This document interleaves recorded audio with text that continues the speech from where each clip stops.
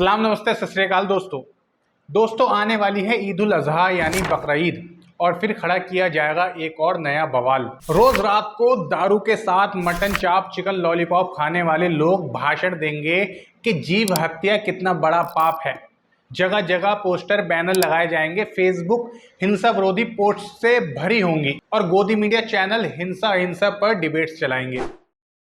बकरी ईद की नमाज से कोरोना दूर होगा। वैसे लोगों की क्या कुर्बानी जो बाजार से खरीद के 2 दिन पहले बकरा लेकर आते हैं, मैंने क्या अल्लाह कहा? कबूल करेगा।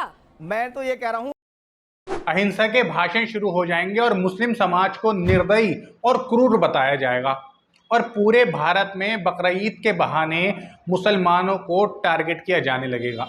बकरा ईद के एक हफ्ता पहले से बकरा ईद के दिन तक भाजपाइयों का हिंदू राष्ट्र जैन राष्ट्र बन जाएगा और उनका नारा जय श्री राम से हटकर जय महावीर हो जाएगा। शौक से गोश्त खाने वाले आम हिंदुओं को तो छोड़िए, वो हिंसा अहिंसा के चक्कर में नहीं पड़ते।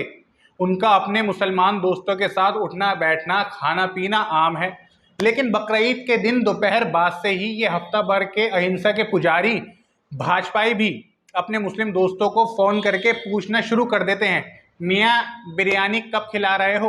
बकरा ईद के एक हफ्ते तक पैसे वाले कांग्रेसी बसपा सपा वाले मुसलमानों के घरों में उनके भाजपाई दोस्त सैकड़ों बकरे डकार जाते हैं।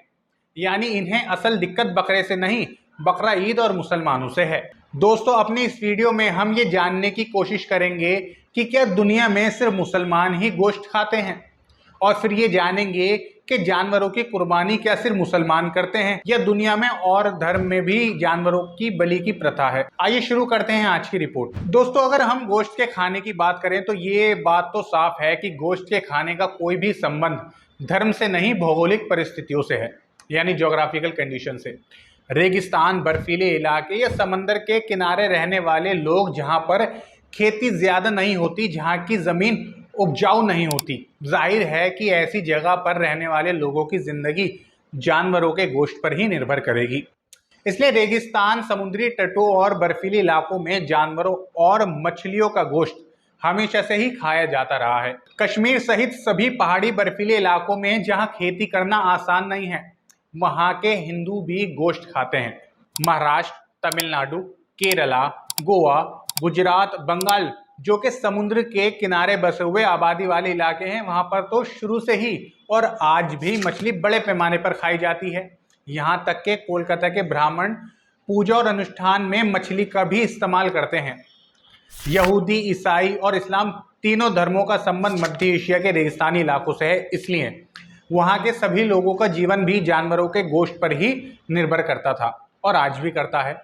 जानकार बताते हैं कि उत्तर भारत की हिंदी पट्टी में किसी समय जैन धर्म के बढ़ते प्रभाव को रोकने के लिए ब्राह्मणों ने मांस निषेध किया, यानी मांस बंद किया, वरना उससे पहले बड़े पैमाने पर यहाँ भी मांस खाया जाता था।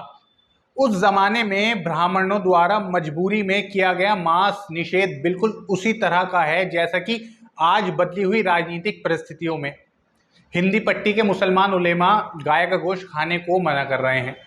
बाकी भारत में चूंकि जैन धर्म का कोई प्रभाव नहीं पड़ा, इसलिए वहां आज भी मांस खाया जाता है। अगर आप ईमानदार हैं तो ये कह सकते हैं कि जैन धर्म का प्रचार उन इलाकों में किया ही नहीं जा सकता जहां पर खेती नहीं होती और जहां के लोगों की जिंदगी पूरी तरह से जानवरों या मछलियों के गोश्त पर ही डिपेंड करती है। दोस्तों, इससे पहले कि हम बात करें कुर्बानी की कि कुर्बानी क्या है, एक पॉइंट और। दोस्तों, इंसान की हर ज़रूरत, चाहे वो पहनने ओढ़ने की हो, खाने पीने की हो या फिर कोई और, हर ज़रूरत का सीधा संबंध अर्थव्यवस्था से है, यानी इकोनॉमी से है। इसलिए मछलियों और जानवरों के गोश्त का व्यापार हमारे देश की अर्थव्यवस्था का एक बहुत बड़ा हिस्सा है। आपको ये जानकर शायद हैरत हो कि भारत दुनिया में सबसे बड़ा बीफ निर्यातक देश है, यानी बीफ एक्सपोर्ट करने वाला देश है। और इस मामले में हमारे पड़ोसी देश पाकिस्तान, अफगानिस्तान, बांग्लादेश की कोई हैसियत नहीं है। अल कबीर, अल नूर, अल अरेबियन जैसी कंपनियां चलाने वाले देश के सभी बड़े बीफ निर्यातक हिंदू समाज से हैं और ये कोई बुरी बात नहीं है। देश की अर्थव्यवस्था में अरबों रुपए का योगदान और लाखों लोगों को रोजगार देने वाली कंपनियां हमारे देश की शान है और इनके मालिक देश के सम्मानित नागरिक। हमारा ऐतराज ये है कि हर साल देश की अर्थव्यवस्था में हजारों करोड़ों रुपए का योगदान देने वाला बकरीद का ये त्योहार नफरती गैंग द्वारा इसलिए टारगेट किया जाता है क्योंकि ये पूरा कारोबार छोटे छोटे मुस्लिम व्यापारियों के हाथ में है। आइए अब हम बात करते हैं कि जानवरों के काटे जाने के लिए कुर्बानी जैसा पवित्र शब्द क्यों इस्तेमाल किया जाता है और क्या ये काम सिर्फ मुसलमान ही करते हैं। दोस्तों, हम सभी जानते हैं कि कामाख्या मंदिर में पशुओं की बलि चढ़ाई जाती है। इसके अलावा नेपाल में भी ऐसे मंदिर हैं जहां एक विशेष पूजा के दिन जानवरों की बलि चढ़ाई जाती है। आपने हाल ही में एक ब्लॉकबस्टर मूवी बाहुबली का एक सीन देखा होगा जिसमें वो युद्ध से पहले देवी के सामने एक भैंस को बलि के लिए लाते हैं। यानी अपने किसी कार्य की सिद्धि के लिए देवताओं को बलि चढ़ाने की परंपरा भारत में काफी पुरानी है। युद्ध में जाने से पहले ये बलि नहीं चढ़ाई तो देवी माँ क्रोधित हो जाएंगी। लेकिन इस्लाम धर्म में कुर्बानी ईश्वर को खुश करने के लिए नहीं की जाती। कुरान में कहा गया है, लोगों हम तक यानी ईश्वर तक ना तो तुम्हारे कुर्बानी के जानवर का गोश्त पहुंचता है ना ही खून, हम तक तो केवल तुम्हारा तकवा पहुंचता है। अब ये तकवा क्या है, इसको समझने के लिए पहले हमें कुर्बानी शब्द पर गौर करना पड़ेगा। कुर्बानी का अर्थ है त्याग करना, छोड़ देना हर वो चीज़ जो आपकी ज़रूरत की है या जिससे आपको मोह है, प्यार है, उसको किसी दूसरे के लिए कुर्बान कर देना या त्याग देना कुर्बानी कहलाता है। यानी गरीबों, ज़रूरतमंदों के लिए अपनी किसी कीमती और प्यारी चीज़ का त्याग करना कुर्बानी कहलाता है। और त्याग करते समय जो भाव आपके दिल में है उसे तकवा कहा जाता है। अपने माल जिससे हर इंसान को मोह होता है, उसकी कुर्बानी करने वाले इंसान का यही भाव ईश्वर तक पहुंचता है और गोश्त ज़रूरतमंदों को। जिस तरह भारत में खेती, यातायात और दूध के लिए इस्तेमाल किए जाने वाले पशुओं को पशुधन कहा जाता है, बिल्कुल उसी तरह पुराने ज़माने के रेगिस्तानी इलाकों में ऊँट, घोड़े, बकरे, भेड़ वगैरह जानवर वहाँ के पशुधन थे। जिन लोगों के पास जितना ज़्यादा पशुधन होता था वो उतना ज़्यादा अमीर माना जाता था। इंसान को अपने माल से मोह होने के कारण वो इसे आसानी से दूसरे को देना नहीं चाहता। इसलिए सभी धर्मों में दान या कुर्बानी की बड़ी महिमा बयान की गई है। अब बांटने के लिए काटना तो ज़रूरी है। जैसे अरब के लोग खजूर भी दान करते थे, तो जब आप खजूर बांटेंगे तो उसको पेड़ से तोड़ना ज़रूरी है। और उसी तरह जब आप गोश्त बांटेंगे तो जानवर को काटना भी ज़रूरी है। भारत के कृषि प्रधान इलाकों में किसान अपनी फसल का कुछ हिस्सा गरीबों, ज़रूरतमंदों को दान करना चाहें तो उसे फसल को पहले काटना होगा, उसके बाद बांटना होगा। जीवन चूंकि सब में है, जीवन पौधों में भी है, जीवन पेड़ों में भी है, इसलिए ये बहस बेवकूफ़ी भरी है कि जानवरों को काटना हिंसा है और फसलों को काटना अहिंसा। काटे बिना बांटा नहीं जा सकता। दोस्तों, वीडियो के आखिर में कुछ अहम बातें जो न्यूज़ चैनल हमारी आवाज़ अपने मुस्लिम दर्शकों से करना चाहता है। दोस्तों, पूरी दुनिया में यहाँ तक कि भारत, पाकिस्तान, बांग्लादेश को छोड़कर सभी मुस्लिम देशों में भी बकरीद पर कुर्बानी रिहायशी इलाकों में नहीं की जाती। ऐसा करने पर वहाँ पाबंदी है।